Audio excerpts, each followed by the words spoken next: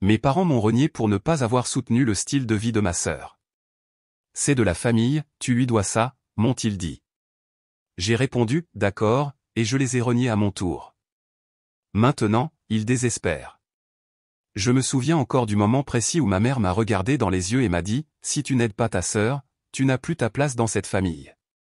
Elle l'a dit si froidement, comme si elle me disait que le dîner était à 18h. Mon père n'a même pas levé les yeux de son téléphone en marmonnant, peut-être que c'est mieux comme ça. Et ma sœur? Oh, elle souriait, les bras croisés, la tête inclinée rayonnante de satisfaction. Je le voyais dans ses yeux, elle attendait ce moment. Je suis resté là, les regardant, m'attendant à ce que quelqu'un craque et dise que c'était une blague, qu'il ne le pensait pas vraiment. Mais le silence s'est prolongé. Finalement, j'ai laissé échapper un petit rire. Eh bien, ai-je dit, en prenant ma veste sur la chaise, je vais vous éviter la peine, et je suis sorti. Personne ne m'a arrêté. Personne ne m'a appelé.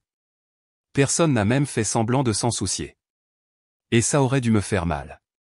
Peut-être qu'il y a longtemps, ça m'aurait fait mal, mais j'avais passé des années à être l'autre enfant, celui qui était responsable, celui qui était fiable, celui qui ne demandait jamais rien mais à qui on s'attendait à tout donner. Et ma sœur? Elle était le trou noir dans lequel mes parents jetaient de l'argent, toujours avec la même excuse, c'est de la famille, tu lui dois ça. Pendant des années, j'ai joué le jeu, lui prêtant de l'argent lorsqu'elle traversait des moments difficiles, couvrant son loyer lorsqu'elle dépensait tout son salaire dans les boutiques, la sortant de prison lorsqu'elle m'appelait en pleurant à propos d'une urgence qui s'avérait toujours être auto-infligée.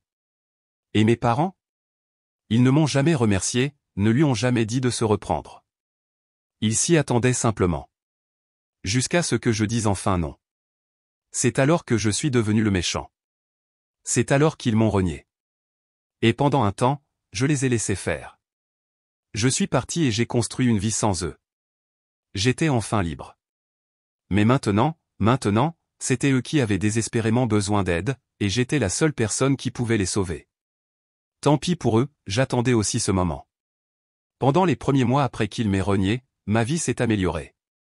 Je ne me noyais plus dans les appels de dernière minute de ma sœur me suppliant de payer son loyer parce qu'elle avait oublié la date d'échéance. Mon compte bancaire avait enfin des économies pour la première fois depuis des années. Je n'avais plus à supporter les sentiments de culpabilité de mes parents ou leurs leçons constantes sur la loyauté familiale, qui, à leurs yeux, ne fonctionnaient que dans un sens. J'avais enfin la paix. Et je m'attendais à ce que ce soit la fin. Ils avaient fait leur choix, j'avais fait le mien. Puis, de nulle part, mon téléphone a sonné. Cela faisait près de 2 ans que je n'avais eu de nouvelles d'aucun d'eux. J'ai reconnu le numéro instantanément, c'était ma mère. Je l'ai laissé sonner. Elle a rappelé, puis encore. Au 4e appel, j'ai compris que quelque chose n'allait pas. Ma mère ne prenait jamais contact à moins d'avoir besoin de quelque chose, et si elle était aussi persistante, ce n'était pas juste un appel amical du genre « Comment vas-tu ?» La curiosité a pris le dessus. J'ai décroché. Allô? Pendant une seconde, il y a eu un silence. Puis j'ai entendu la voix de ma mère, tremblante et hésitante. Steven? C'est ta mère. Je me suis appuyé contre le comptoir de la cuisine. Oui, je sais. Une pause. Comment vas-tu? J'ai failli rire. Elle ne s'en souciait pas, elle ne s'en était jamais souciée. Alors pourquoi cette fausse inquiétude maintenant? Je vais bien, ai-je dit sèchement. Que voulez-vous? Elle a hésité. C'est à propos de ta sœur. Bien sûr que c'était ça. J'aurais dû raccrocher immédiatement, mais il y avait quelque chose de différent dans sa voix du désespoir. Qu'est-ce qu'il y a avec elle? Ma mère a expiré brusquement, comme si elle avait retenu sa respiration. C'est grave, Steven. Ça a attiré mon attention. Ma sœur avait passé toute sa vie à passer d'une mauvaise décision à une autre, mais, grave, pour elle signifiait généralement quelque chose de stupide comme épuiser une carte de crédit ou se faire virer pour être arrivé trop souvent en retard. Cela semblait différent. À quel point, ai-je demandé. Puis, pour la première fois de ma vie, j'ai entendu ma mère commencer à pleurer. Elle a tout pris. J'ai froncé les sourcils. Que voulez-vous dire? Elle nous a ruinés, Steven, a sangloté ma mère. La maison, les économies, elle? Sa voix s'est brisée. Mon estomac s'est noué parce que, à ce moment-là, je savais que ma sœur leur avait enfin fait ce qu'elle me faisait depuis des années. Et maintenant, ils n'avaient plus rien. J'ai attendu que ma mère finisse de sangloter, puis j'ai posé la question à laquelle je connaissais déjà la réponse, « Alors pourquoi m'appelez-vous » Silence. Puis, de la voix la plus petite et la plus pathétique que j'ai jamais entendue de sa part, ma mère a chuchoté, « On a besoin de ton aide. » J'ai failli laisser tomber mon téléphone en riant. Je n'ai pas pu m'en empêcher. Après des années à être traité comme un distributeur automatique de billets ambulants, après qu'on m'ait dit que je n'étais pas vraiment de la famille parce que je refusais de financer les dépenses imprudentes de ma sœur, ma mère me suppliait maintenant de l'aide. Steven, la voix de ma mère tremblait. J'ai respiré profondément, essayant de contrôler mon amusement. Alors, laissez-moi vous dire, après toutes ces années où vous m'avez dit que je lui devais quelque chose, après m'avoir exclu de vos vies parce que je ne voulais pas jouer le jeu, maintenant vous avez besoin de mon aide. Je pouvais presque la sentir se tortiller de l'autre côté de la ligne. On ne réalisait pas que les choses allaient devenir aussi graves. Vraiment, ai-je dit, en m'appuyant contre le comptoir, parce que moi si. Je vous ai dit que cela arriverait. Je vous ai prévenu, maman. Je vous ai dit qu'Amanda allait vous ruiner. Et qu'avez-vous dit, a-t-elle reniflé. Oh non, laissez-moi vous le rappeler, les jeux interrompus. Vous avez dit, c'est de la famille, Steven. Tu lui dois ça. Silence. Puis elle a essayé une autre tactique. Steven, s'il te plaît. Tu es notre fils. Oh, alors maintenant je suis votre fils à nouveau. J'ai laissé échapper un rire froid. Parce que la dernière fois que j'ai vérifié, je n'avais plus ma place dans cette famille. Stephen, a-t-elle soupiré. Je me suis frotté les tempes. Dites-moi tout. À quel point c'est grave. Il lui a fallu quelques secondes pour se ressaisir, mais ensuite les vannes se sont ouvertes. Apparemment, Amanda avait tout misé sur ses habitudes habituelles, quitté son travail, accumulé des dettes de cartes de crédit et culpabilisé mes parents pour qu'ils la couvrent. Seulement cette fois-ci, ce n'était pas seulement ses finances qui étaient en jeu. Elle les a convaincus de co-signer des prêts pour elle ou plusieurs prêts, de gros prêts. Elle leur a emprunté de l'argent sous prétexte d'investir en elle-même. Au début, elle a dit que c'était pour des cours pour l'aider à construire une carrière, ce qui était drôle parce qu'elle n'a jamais travaillé plus de quelques mois à la fois. Ensuite, c'était pour une idée d'entreprise qui ne s'est jamais concrétisée. Et puis le pire, elle a contracté une deuxième hypothèque sur leur maison ou plutôt, elle les a convaincus d'en contracter une pour elle. Elle a dit qu'elle la rembourserait. Ma mère a sangloté.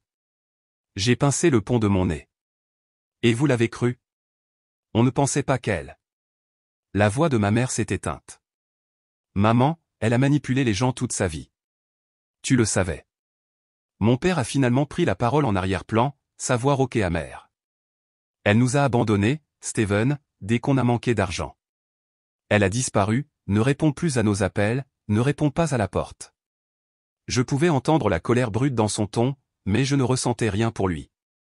Il avait défendu Amanda à chaque fois, il avait permis cela. Et maintenant, il payait le prix. Vous me dites, ai-je dit lentement, qu'Amanda a pris tout votre argent, vous a laissé vous noyer dans les dettes, et vous a coupé dès que vous n'étiez plus utile. Oui, a admis ma mère. Drôle comme ça marche. Mon père s'est éclairci la gorge. Écoute, Steven, on a besoin d'aide. Il a hésité, puis a marmonné la partie suivante comme si cela lui faisait physiquement mal de la dire, on va perdre la maison si on ne trouve pas l'argent. Je n'ai pas répondu. Je voulais qu'ils ressentent le poids de leurs paroles. On sait qu'on a fait des erreurs, a chuchoté ma mère. On aurait dû t'écouter. Mais on était parents. S'il te plaît, Steven. On n'a plus personne. Je me suis penché en arrière et j'ai regardé le plafond. Ils avaient raison sur un point, ils n'avaient plus personne. Parce que la seule personne assez stupide pour continuer à les sortir du pétrin, c'était moi. Et cette fois-ci, je n'étais pas sûr de vouloir le faire. J'ai laissé le silence se prolonger. C'était délicieux. Pendant des années, j'avais été celui qui se prosternait pour obtenir leur approbation, celui qui se sentait coupable de sacrifier sa propre stabilité pour le style de vie imprudent d'Amanda. Et maintenant, c'était eux qui se prosternaient. Je pouvais entendre la respiration tremblante de ma mère au bout du fil, mon père bougeait mal à l'aise en arrière-plan. Ils attendaient, désespérés, et j'allais les laisser attendre. Finalement, j'ai soupiré. Alors, laissez-moi vous dire, vous m'avez renié parce que je ne voulais pas donner d'argent à Amanda. Maintenant qu'Amanda est partie, et soudainement je suis de nouveau de la famille. Ce n'est pas juste. Ma mère a chuchoté. J'ai ri, un son court et sec. Pas juste? Oh, maintenant vous vous souciez de la justice? Steven, s'il te plaît, a interrompu mon père, sa voix rauque. Ce n'est pas le moment de... Non, voyez-vous, je pense que c'est le moment, ai-je dit, me levant et faisant les 100 pas dans la cuisine. Parce que quand j'avais besoin de vous, vous ne m'avez pas seulement ignoré, vous m'avez renié. Vous avez choisi Amanda plutôt que moi. Silence. Je me suis passé une main dans les cheveux et j'ai secoué la tête. Et maintenant quoi? Vous vous attendez à ce que je débarque et vous sauve juste parce qu'on partage l'ADN? Tu fais semblant. Je l'ai interrompu. C'est exactement ce que vous m'avez fait. Un autre silence, mais celui-ci était différent. Ce n'était pas seulement mal à l'aise, c'était une prise de conscience. Pour la première fois, ils ont vraiment dû assumer le poids de leur choix. J'ai entendu ma mère renifler, mon père expirer brusquement, comme s'il essayait de retenir sa frustration. Il avait passé si longtemps à faire semblant d'être celui qui contrôlait, mais maintenant ce n'était plus lui qui avait le pouvoir. C'était moi, et il était temps que je l'utilise. J'ai soupiré.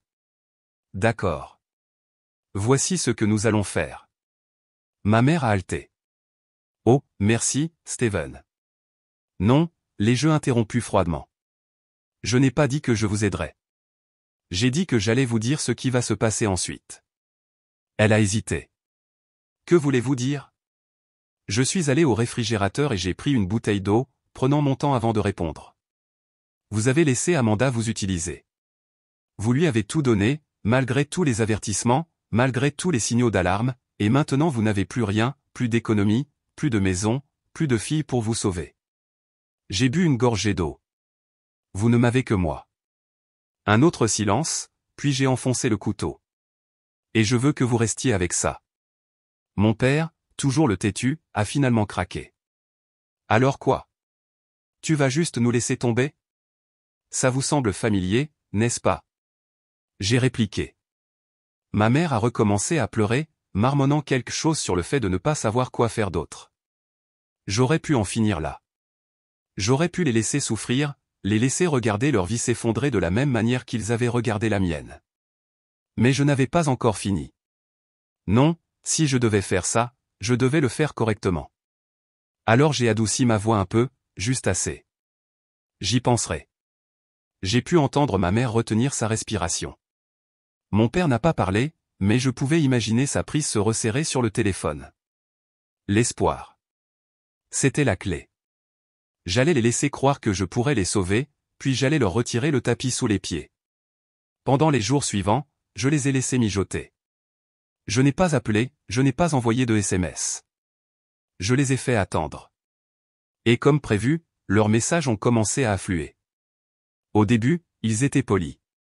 Ma mère a envoyé de longs SMS décousus sur le fait qu'ils m'aimaient, que la famille devait rester unie, qu'elle savait que nous pouvions surmonter cela. Mon père, toujours aussi fier, a été bref, un simple « on parle ». Puis sont venues les culpabilisantes « maman, on t'a élevé, Steven. Est-ce qu'on ne compte vraiment rien pour toi? Papa, tu vas regretter de tourner le dos à ta famille. On ne sera pas là pour toujours. » Classique. Lorsque cela n'a pas fonctionné, ils sont passés aux supplications « maman, s'il te plaît, Steven. On fera n'importe quoi, aide-nous juste à garder la maison. Papa, je sais qu'on a fait des erreurs, mais on n'a plus d'option. On a besoin de toi. » Voilà. Ce seul mot, « besoin », c'est ce que j'attendais. Ils avaient enfin admis la vérité. Pendant des années, je n'avais été qu'une ressource pour eux, pas un fils, pas de la famille, juste quelqu'un à utiliser chaque fois qu'Amanda les ruinait. Et maintenant ils étaient désespérés. Il était temps de frapper. J'ai appelé ma mère en premier.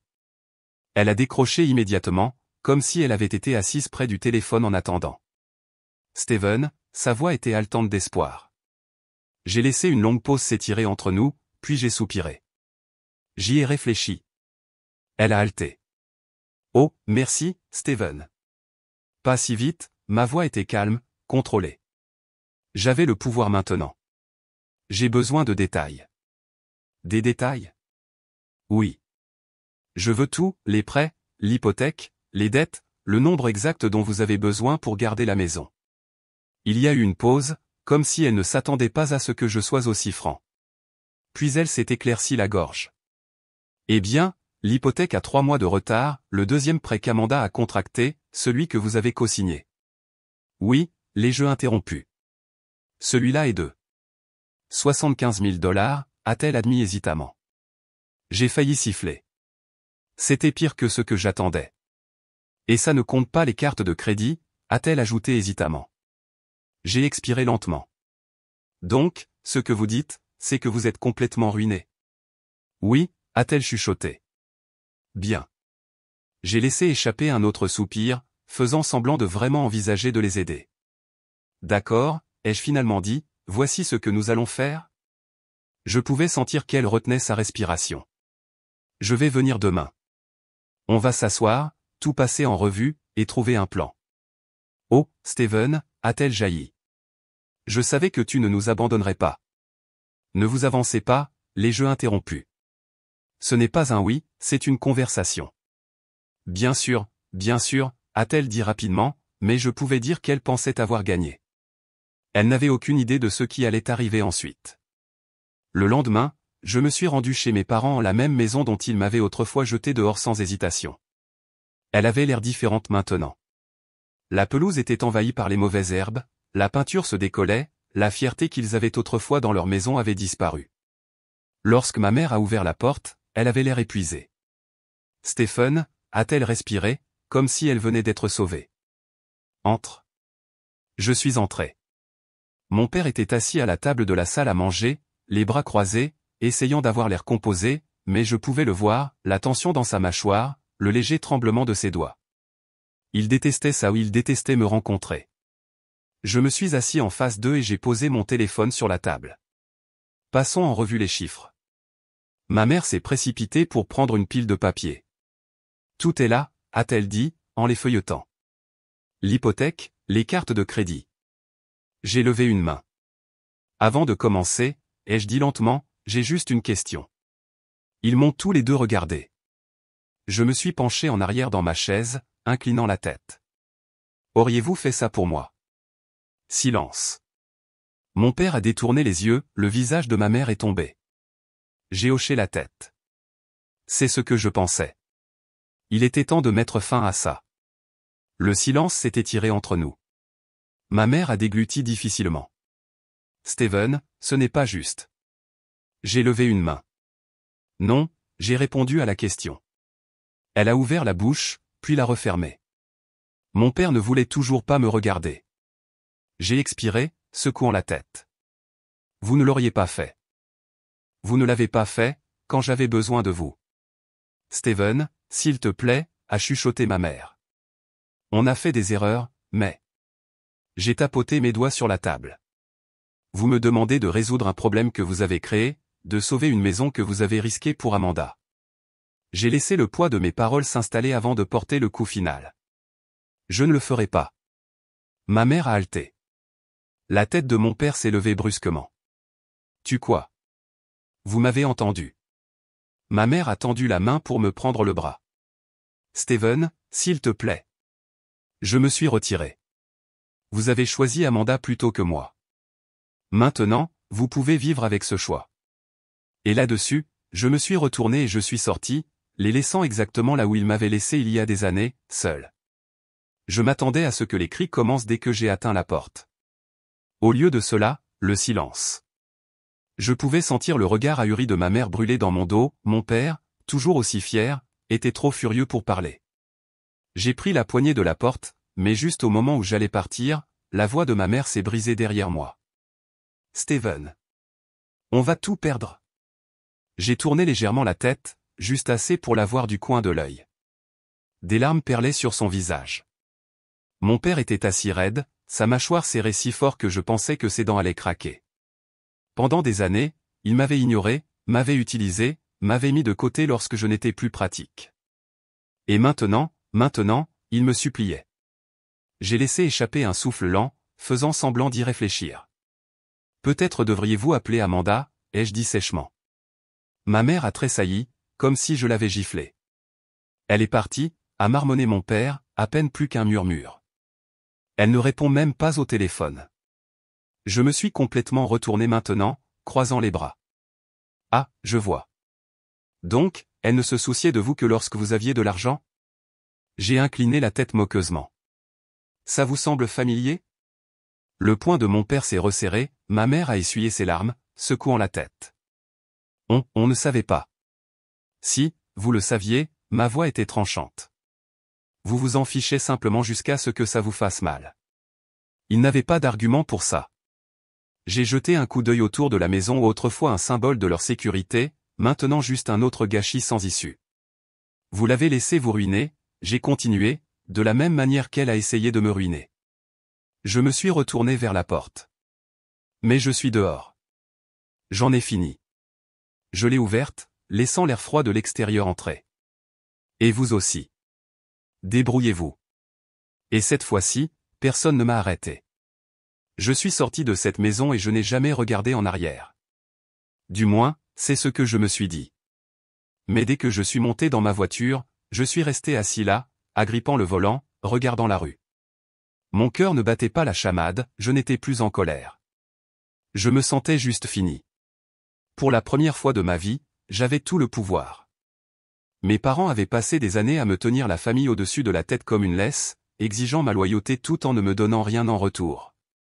Et maintenant, ils n'avaient plus rien à exploiter. J'étais libre. Pourtant, le poids de tout cela pesait lourd sur ma poitrine.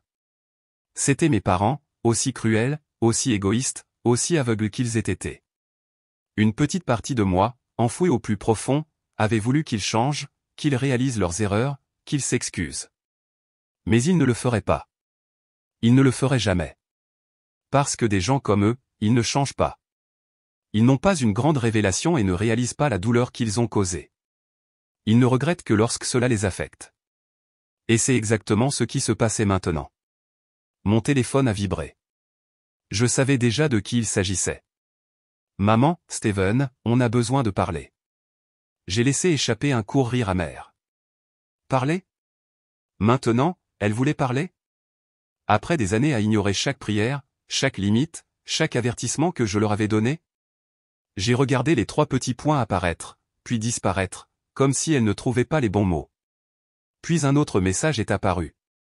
Maman, je sais qu'on a fait des erreurs, mais on est toujours ta famille. On ne mérite pas ça. Ah, voilà. J'ai secoué la tête, jetant mon téléphone sur le siège passager. Ils ne comprenaient toujours pas. Ils n'étaient pas désolés pour ce qu'ils avaient fait, ils étaient désolés d'avoir perdu leur filet de sécurité. Et je n'allais plus jamais être leur filet de sécurité. J'ai mis la voiture en marche et je suis parti.